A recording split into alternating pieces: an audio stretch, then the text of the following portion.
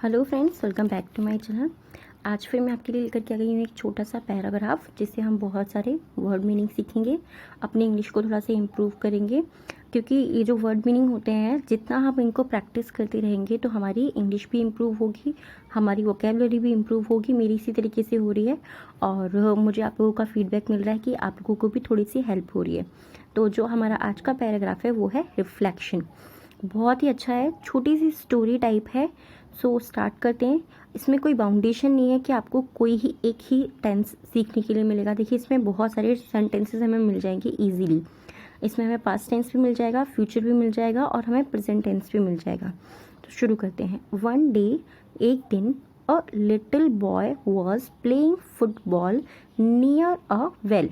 One day यानी कि एक दिन, और लिटिल, लिटिल मीन्स होता है छोटा और बॉय मीन्स होता है लड़का। एक दिन एक छोटा लड़का वॉज प्लेइंग, वॉज मीन्स होता है था और प्लेइंग मतलब खेल रहा। वॉज प्लेइंग, वॉज मीन्स था और प्लेइंग मतलब खेल रहा। एक दिन एक छोटा लड़का खेल रहा था फुटबॉल। फुटबॉल मतलब गेम होता है, हमें पता ही है। फुटबॉल खेल रहा था नियर, नियर मीन्स पास। नियर का मतलब होता है पास। अ वेल, एक वेल के पास में यानी कि कुएं के पास में एक छोटा लड़का फुटबॉल खेल रहा था। तो ये देखिए, ये सिंपल सा है, छोटा सा है, और ये हमारा कौन सा टेंस हो गया? ये हमारा पास्ट टेंस हो गया, वो भी पास्ट कंटिन्यूस टेंस। उसकी पहचान क्या है कि वाज होगा और वाज के साथ में जो भी हमारी वर्ब होगी उसके साथ में जो है आईएनजी उसमें जुड़ा हुआ रहता है।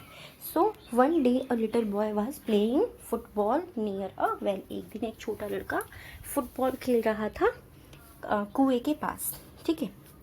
सडनली, सडनली मीन्स अचानक, सडनली अचानक, हिज बॉल, उसकी जो बॉल थी, हिज मतलब उसकी। जब हम किसी लड़के के बारे में बात करते हैं तो हम यूज करते हैं वहाँ पे उसकी, हिज।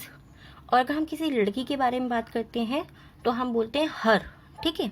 सो हर यानी कि हिज यानी कि उसकी।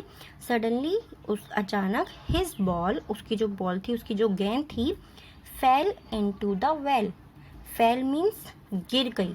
वैसे होता है, अगर हम नॉर्मल लेते हैं प्रेजेंट टेंस में तो फॉल होता है, बट क्या नाम है, फेल है यहाँ पे, यानी कि ये हमारा जो है ये हमारा पास्ट टेंस हो गया।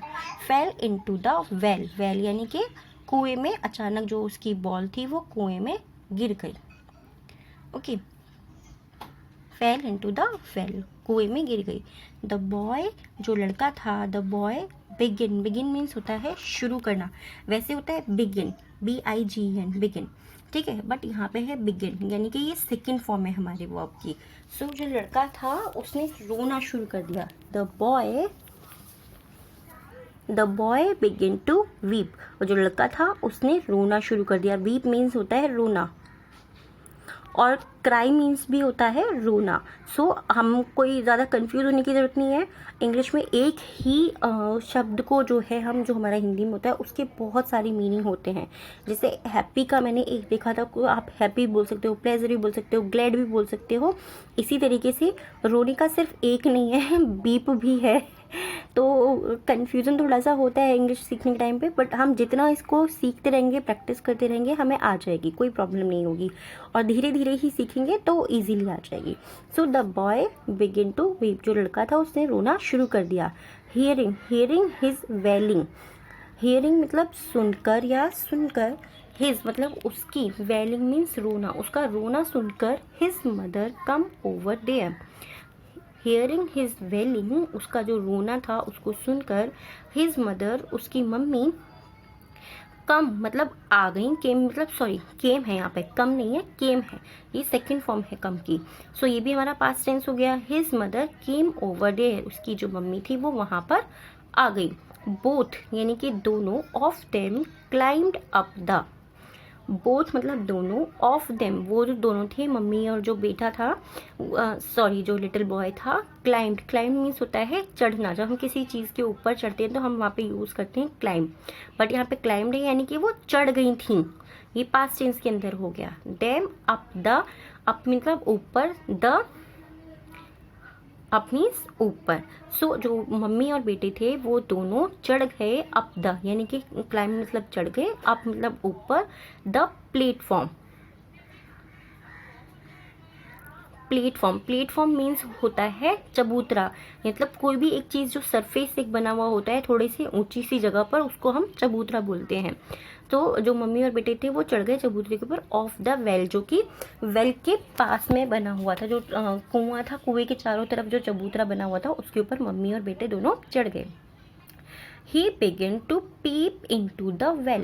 He मतलब वह जो लड़का था, begin मतलब शुरू कर दिया या उसने शुरू किया, to peep into मतलब beep into मतलब झांकना, द वेल उसने वेल में यानी कि कुएं में झांकना शुरू किया। जो लड़का था उसने जैसे ही कुएं के अंदर झांकना शुरू किया, ही सा सी का सेकेंड फॉर्म होता है सा, उसने देखा his own reflection, his own यानी कि हिज मतलब उसकी, ओन मतलब अपनी, जब हम अपने बारे में बात करते हैं हिज ओन मतलब उसने अपनी, ठीक है, हिज ओन उसने अपनी परछाई, रिफ्लेक्शन मीन्स होता है परछाई, जैसे ही उसने अपनी खुद की परछाई देखी इन द वेल, जो कुआं था कुएं के अंदर जब उसने अपनी परछाई देखी, ही गॉट फ्राइटेंड, ही मतलब वह गॉट फ्राइटेंड, फ्राइटेंड मीन्स होता है डरना, डर गया, ही गॉट फ्राइटेंड वो बहुत डर गया, वो डर गया, एंड सेड और कहा,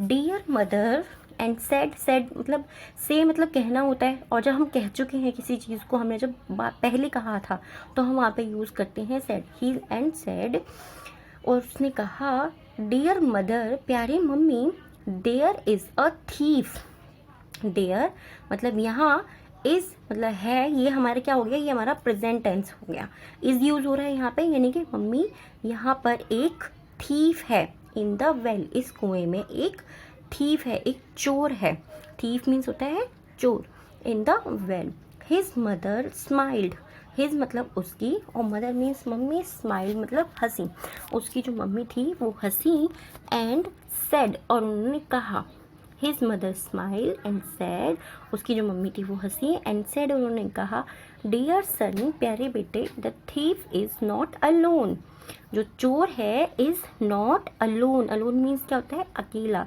the thief is not alone, जो चोर है वो अकेला नहीं है। His mother smiled and said, dear mother, the thief is not alone. जो उसकी मम्मी थी वो हंसी और उन्होंने कहा कि जो चोर है वो अकेला नहीं है। अलोन मीन्स अकेला। इस पेज के ऊपर भी देखिए हमने बहुत सारे वर्ड मीनिंग देख ली हैं, आप इसका स्क्रीनशॉट भी ले सकते हैं, उससे क्या होगा आपको इजी होगा अगर आप लिखना चाहते हैं तो। अगर आपको लिखनी नहीं है तो कोई दिक्कत नहीं है, आप एक दो बार ही देखोगे तो आपको बहुत अच्छे से याद हो जाएंगे, और याद भी नहीं होंगे तो आप एक चीज़ नोटिस करेंगे कि जब आप किसी और वीडियो में मेरा कोई किसी एक वर्ड मीनिंग को आप जब देखेंगे ना कि ये रिपीट हो रहा है, आपको सडनली वो याद आएगा कि हाँ ये वाला रिपीट हुआ है, फिर आपको लगेगा कि हाँ, क्योंकि अगर हमें ये याद आ जाता है ना कि हाँ ये वाला वर्ड मीनिंग हमने रिपीट किया है, तो इसका मतलब वो हमारे माइंड में कहीं ना कहीं हमें याद होना शुरू हो रहा है। सो ईजी होता है इस तरीके से भी याद करना, जब हमें मेमोराइज होनी चीज़ शुरू हो जाती है, जब हमें चीज़ें याद आनी शुरू होती हैं तो इसका मतलब वो हमें याद